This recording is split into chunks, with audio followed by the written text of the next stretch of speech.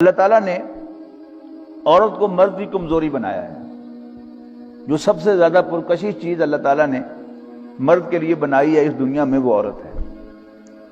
خوبصورت ہو، بدصورت ہو، گوری ہو، کالی ہو، بوڑھی ہو، جوان ہو، اگر بوڑھی ہے تو ینگ لکنگ ہو تو مرد کے لیے وہ کشش رکھتی ہے۔ لیکن مرد چاہتا کیا ہے؟ مرد چاہتا ہے کہ اس سے انجوائے کرے ایٹ ڈفرنٹ لیولز، گپ شپ بھی لگائے، یہ بھی اس کی انجوائمنٹ ہے، اس کے ساتھ وقت گزارے، یہ بھی اس کی انجوائمنٹ ہے، اس کے ساتھ گپ شپ لگائے، یہ بھی اس کی انجوائمنٹ ہے، اسی طرح اس کے ساتھ سمائلز شیئر کرے، یہ بھی اس کی انجوائمنٹ ہے۔ اور سمائلز کا الٹ کبھی جو ہے اس کا غصہ جو ہے وہ بھی دیکھ کر وہ اس کو انجوائے کرتا ہے۔ اس کے ہاتھ بھی اس کے لیے پرکشش ہیں، اس کی آنکھیں بھی اس کے لیے پرکشش ہیں، اس کا جسم پورا کا پورا اللہ تعالیٰ نے مرد کے لیے پرکشش بنایا ہے۔ لیکن مرد یہ چاہتا ہے بائی ہز نیچر کہ میں مفت میں یا بہت تھوڑی پیمنٹ کر کے اس سے ہر سٹیج پر انجوائے کروں۔ دین کیا کہتا ہے؟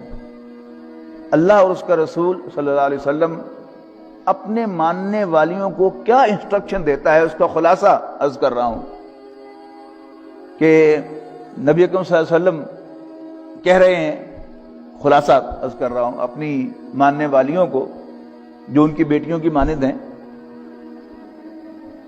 کہ جب تک کوئی مرد دو گواہوں کی موجودگی میں تمہارے روٹی کپڑا مکان اور عزت و آبرو کی حفاظت کا ذمہ نہ لے لے اور تمہیں اپنی وراثت میں شریک نہ کر لے تو اس کو اسمائل بھی پاس نہ کرنا۔ جب مرد کیا چاہتا ہے کہ ذرا اس کی تعریف کر کے، ذرا اس کو ایک کپ چائے پلا کر، یا اس کو کوئی اور مشروب پلا کر، یا اس کے کپڑوں کی تعریف کر کے، یا اس کی شکل و شباہت کی تعریف کر کے، یا کسی اور ٹیلنٹ کی تعریف کر کے وہ اس سے انجوائے کرے جہاں تک وہ کر سکے۔ جس جگہ پر بھی عورت جو ہے وہ اس کے چکر میں گرفتار ہو جائے اس سے انجوائے کرے، جبکہ اللہ کا دین اسے منع کر رہا ہے کہ جب تک کوئی شخص تم سے نکاح کر نہ لے، نکاح کا وعدہ بھی نہیں، سہانے خواب جتنے مرضی دکھائے، لیکن جب تک دو گواہوں کی موجودگی میں، اور وہ گواہ جو ہیں وہ بھی عورت کے اپنے ہونے چاہیے۔ ذہن میں رکھیے گا اس بات کو۔ بہت سے مرد ہیں جو کسی عورت کو ٹریپ کرتے ہیں، شادی شدہ ہوتے ہیں پہلے، لیکن اس سے کہتے ہیں کہ ذرا کچھ مصلحت ہے کہ میں اس کو خود اپنے وقت پر ڈسکلوز کروں گا، اور اپنے گواہ لے کے آتے ہیں، کوئی رجسٹریشن وغیرہ نہیں ہوتی نکاح کی، اور شو یہ کرتے ہیں کہ جو بچی یہ چاہتی ہو کہ نہیں یہ حرام راستہ ہے، میں نے اس کو اختیار نہیں کرنا، تو نکاح بھی رچا لیتے ہیں، اور 7-8 سال اس کی زندگی جو ہے اس کو برباد کر کے پھر کہتے ہیں کہ جی نہیں میرے حالات اجازت نہیں دیتے، میرے بیوی بچے نہیں مانتے، آئی ایم سوری۔ اب وہ 8 سال اس بچی کے کہاں چلے گئے؟ سمجھنے کی بات ہے نا۔ دین جو راستہ بتا رہا ہے وہ عورت کے لیے سیکیور راستہ ہے، اس کی عزت و آبرو کی حفاظت کا بھی وہی راستہ ہے، اس کے روٹی کپڑے مکان کا بھی وہی راستہ ہے۔ اور پھر جو جیسا کہ میں نے عرض کیا کہ یوں ہی کوئی شخص کسی عورت سے نکاح کرتا ہے تو عورت اس کی وراثت میں بھی حصے دار ہو جاتی ہے۔ یعنی قرآن مجید میں نبی اکرم صلی اللہ علیہ وسلم کی احادیث میں عورت کی وراثت کا ذکر ہے۔ ایک بیوی ہو تو اس کا کتنا حصہ ہے، اور ایک سے زائد بیویاں ہوں تو وہ ان کا کتنا حصہ ہے، یہ سب چیزیں جو ہیں وہ قرآن مجید میں مینشنڈ ہیں۔ وہ لوگ کہ جو حدیث کا انکار کرتے ہیں وہ بھی ذرا آپ کو ہیرا پھیری چکر چکر دیتے رہتے ادھر سے، لیکن یہ بات تو چوتھے پارے کے آخر میں آپ خود پڑھ کے دیکھ لیجئے، کوئی بھی ترجمہ والا قرآن مجید اٹھا کر، کہ قرآن مجید میں وہاں وراثت کا قانون بیان ہوا ہے تو اس میں واضح طور پر آپ کی منکوحہ بیوی جس سے آپ نے نکاح کیا ہے اس کی وراثت کا تذکرہ ہے کہ نہیں ہے۔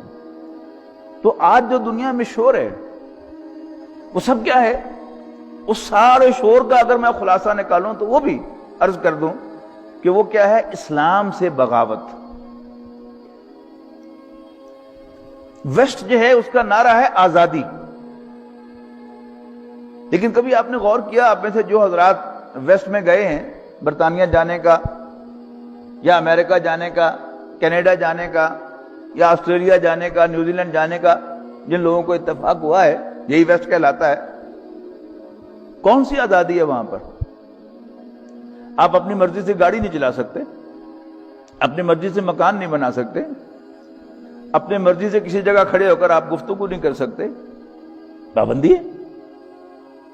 آپ مکان میں جو نقشہ آپ نے پاس کرایا ہے اس میں اگر اینٹ یوں رکھی ہوئی تھی، آپ نے یوں لگا دی ہے، تو فوراً آپ کو آ کر جو سٹی کونسل ہے وہ آپ کو پوچھے گی کہ یہ آپ نے کیوں کیا ہے. یہ تو پاکستان ہے ملک جہاں پر آپ کو آزادی ہے، جو مرضی آپ کہہ لیں کوئی پوچھنے والا نہیں، جیسے مرضی آپ گھر بنا لیں کوئی پوچھنے والا نہیں، آپ جہاں مرضی ٹریفک کے قانون کو توڑ لیں کوئی پوچھنے والا نہیں. وہاں کہاں آزادی ہے؟ تو وہ آزادی جو ہے اس کو بھی سمجھ لیجیے اللہ تعالیٰ کی غلامی سے آزادی ہے. تو اسی کا وہ اپنا مذہب، اپنا دین، اپنے نظریات کو ایکسپورٹ کر رہے ہیں.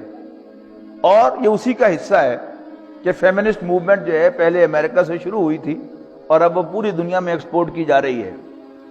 اور پھر خود ہمارے اپنے ہی لوگ، ہمارے دانشور مرد، ہماری دانشور عورتیں، اور کچھ عورتیں کہ جن کا پاکستان سے سوائے اس کے تعلق کہ وہ کبھی شاید پاکستان میں پیدا ہوئی ہوں یا ان کے والدین کا تعلق پاکستان سے ہو، وہ تشریف لاتی ہیں صرف یہ فساد پھیلانے کے لیے اور یہاں کی عورتوں کو بغاوت پر اکسانے کے لیے.